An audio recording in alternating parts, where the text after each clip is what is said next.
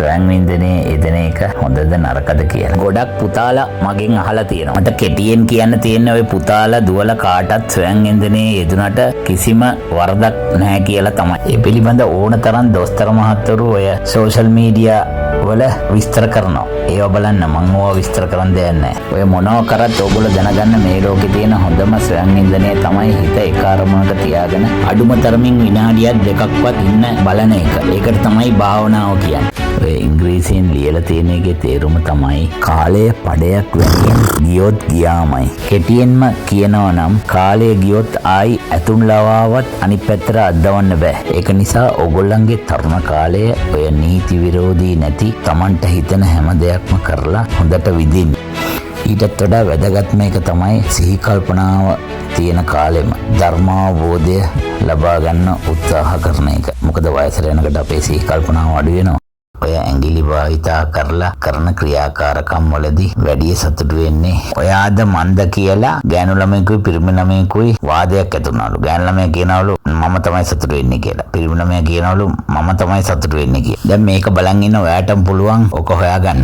ඔයාගේ ඇඟිල්ලක් අරන් කනට දාලා පොඩ්ඩක් එහෙට මෙහෙට කරකෝලා බලන්න කන කහන්න. එතකොට ඔයා බලන්න වැඩියෙන් සතුටු වෙන්නේ කනද ඇඟිල්ලද කියලා. දැන් ඔයාට හොඳට තේරුණානේ කනට තමයි වැඩි ආතල් එකක් තියෙන්නේ ඇඟිල්ලට වඩා. ඔන්න ඔය තර්කයේ තමයි ගෑනු ළමයා ඒ සංවාදයෙන් දිනලා තියෙන්නේ. තේරුණානේ ඇත්තටම මේ ක්‍රියාවලියේදී වැඩියෙන් සතුටු වෙන්නේ ගෑනු ළමයි කියලා. තේරුම් ගන්න කෙල්ලොත් එක්ක තර්ක කරලා දිනන්න බෑ කියලා.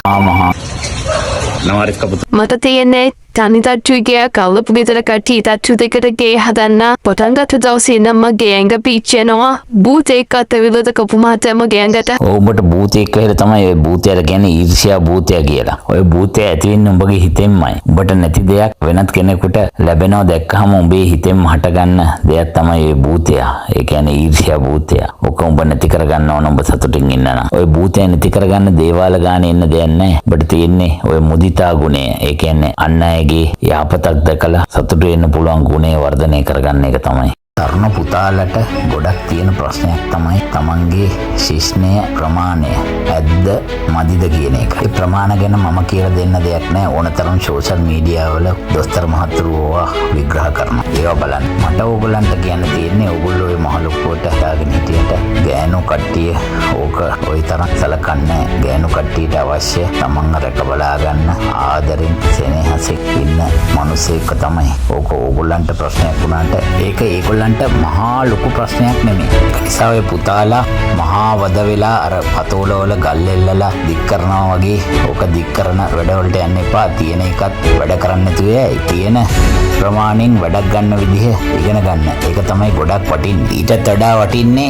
හැමතිස්සෙම හිතන්න ඔය ලොකු පොඩි හැම එකක්ම අපි මැරලා ගියාට පස්සේ කුණු වෙලා යනවා කියලා. අන්න ඒ විදිහට ජීවිතාවබෝධය ලැබුවොත් ඔය කිසි දෙයක් ප්‍රශ්නයක් නෙමෙයි ඕගොල්ලන්ට. මං ඉන්නේ මම හදපු තට්ටු දෙකේ ගෙදරක. ඒත් මේ අල්ලපු ගෙදර ඒගොල්ලෝ මෙතෙක් හිටියේ තනි තට්ටුවේ ගෙදරක. ඒගොල්ලෝ තේක කඩලා තට්ටු දෙකට හදන්න පටන් ගත්ත දවසේ ඉඳන් මගේ ඇඟ පිච්චෙනවා වගේ නිින්ද යන්නේ. මට භූත දෝෂයක්වත් ඇවිල්ලාද අබු මහත්තයා?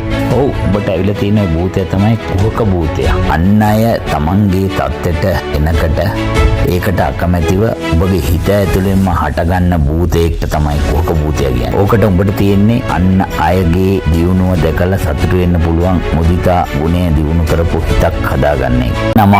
අපුමාමේ මම අහලා තියෙනවා සංසර්ග ක්‍රියාවලියේ වැඩි වෙලාවක් යෙදෙන්න කඩේ තියෙන ස්ප්‍රේ ක්‍රීම් පාවිච්චි කරන්න හොඳ නෑ කියලා. ඒක නිසා දේව පූජාවක් තියලා වැඩි වෙලාවක් සංසර්ගයේ දෙන්න හදලා දෙන්න බැරිද? බොහොම හොඳයි. ඔබ දැනටම දන්නවා ඉජැකියුලේෂන් කන්ට්‍රෝල් කරන්න ක්‍රීම් ස්ප්‍රේ පාවිච්චි කරන්න හොඳ නෑ කියලා. ඒවා පාවිච්චි කරොත් ඔබට වෙන්නේ ඔය අවුරුදු 35 විතර වෙනකොට ඔබගේ ඔය ජැක් එක වැඩ කරන්නේ නැතුව යන එක තමයි. ඔන්න ඕකෙන්ම ඔබට තේරෙනවා මේ ශරීරය මම මගේ කියලා හිතන් හිටියට මට අයිති එකක් නෙමෙයි. එයාට ඕනි විදිහට වැඩ කරන එකක් කියලා. දේවාලවල පූජාව තියලා ඔය ටයිමින් වැඩි කරන්න බෑ. හැබැයි පුළුවන් භාවනාවක් කරලා හිත දියුණු කරගත්තොත් බොහෝ දුරට ඉජැකියුලේෂන් ටයිමින් වැඩි කරගන්න පුළුවන්. ඒක නිසා තරුණ කාලෙම භාවනාවක් කරලා හිත දියුණු කරගන්න උත්සාහ කරගන්න. කුක්කු දේවි අපි කල්ප ගානකින් රති කෙලේ යෙදුන්නේ නේද? අද රති කෙලේ යෙදීමද ඔන්න ඕනේ එකක් වෙච්ච දෙන් කියලා. පොවට්ටම් බෑ. ඔයා දන්නවනේ දේවදරුවෙක් බඩට ආවොත් එහෙම අපි දෙන්නයි එක්කෙනෙකුට චුත වෙලා යන්න වෙනවා. ඔයා දන්නවනේ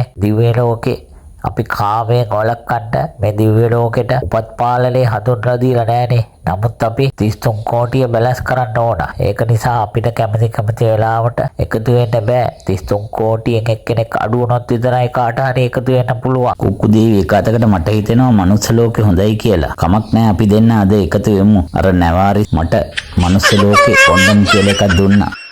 මාස්ටර් කී කියලා එකක් තියෙනවා. ඒකෙන් ඕනෑම ලොක් එකක් අරින්න පුළුවන්. ඉතින් ඒක හරි වටිනවා. නමුත් ලොක් එකක් ඕනෑම යතුරකින් අරින්න පුළුවන්.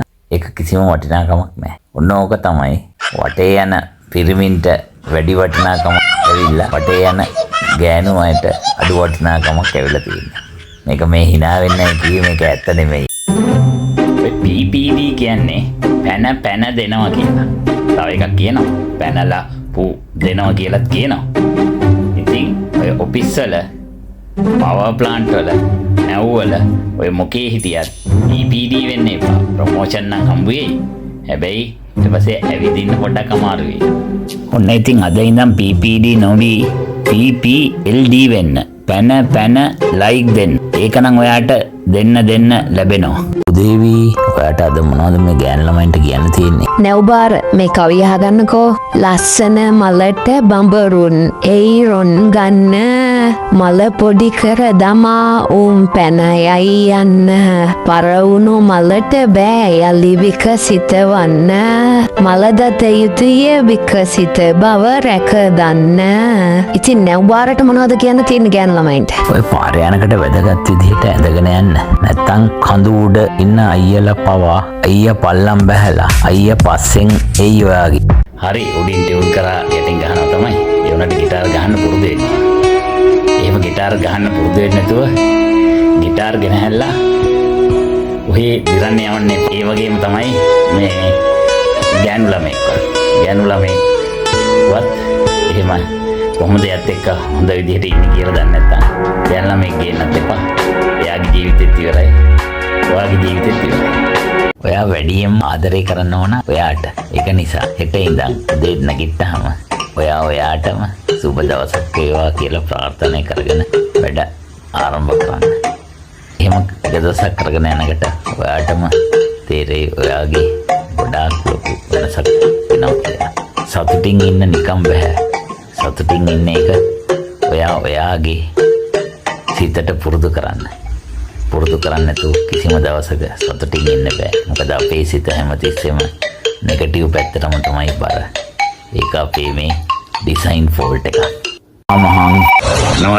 කපු මහත්තයා මං යාළු වෙලා ඉන්න ගෑනු ළමයා රංගපාන නිලියා මට බයක් තියෙනවා යා. බැන්දට පස්සේ සැබෑ ජීවිතේදී රංගපායිද කියලා. ඔබ හිතන් ඉන්නේ අනිත් නිලියෝ නැති අනිත් ඒගොල්ලෝ රංගපාන්නේ නැහැ කියලා. ඒගොල්ලෝ තමයි හොඳටම රංගපාන්නේ. උඹ බය නැතුව ඔය නිලි ගෑන් ළමයා බැඳහන්. එතකොට උඹේ හිතේ සැකයක් හරි තියෙනවා මෙයා සැබෑ ජීවිතේදී රංගපායිද කියලා. ඒ නිසා සැබෑ ජීවිතේදී නිලිය රංගපාන අඩුයි. ඔබ රංගපාන්නේ නැහැ කියලා හිතන් ඉන්න සාමාන්‍ය අය සැබෑ ජීවිතේදී රංගපානවා වැඩි. බලන්න මේ ලස්සන පරිසරේ කොච්චර සුන්දරද.